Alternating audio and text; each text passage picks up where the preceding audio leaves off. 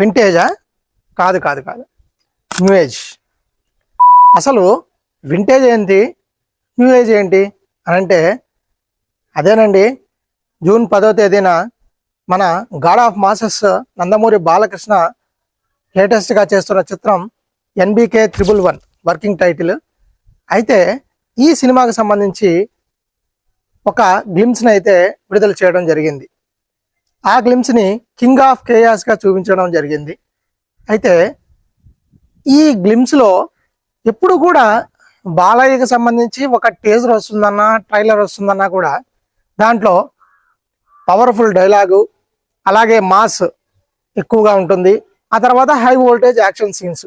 కానీ వీటికన్నిటికీ చెక్ పెడుతూ డైరెక్టర్ అయిన గోపీచంద్ మల్లేని ఏం చేశాడంటే అసలు బాలయ్య చేత ఎటువంటి డైలాగ్ చెప్పించలేదు. సింపుల్గా ఒక వాకింగ్ని చూపించి ఒక మంచి ఫైట్ సీన్ అయితే మనకి ఎలివేషన్స్తో చూపించడం జరిగింది. బాలయ్య అభిమానులకంతా కూడా అసలు ఇదేంటి, బాలయ్య ఎప్పుడు చూసేది మనం ఒక రకంగా చూస్తాము, దీంట్లో కొత్తదనంగా చూపించాడంటే అదే న్యూ ఏజ్.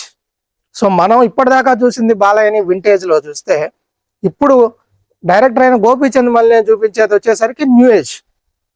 అదే వింటేజ్, న్యూ ఏజ్. అయితే వీరిద్దరి కలయిక దీంతో మొదలైంది కాదు.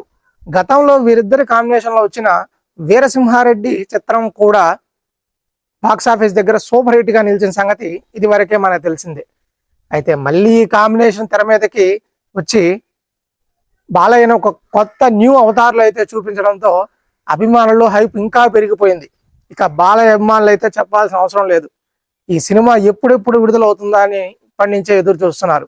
అయితే విడుదల తేదీని కూడా ఇప్పటికే ప్రకటించడం జరిగింది.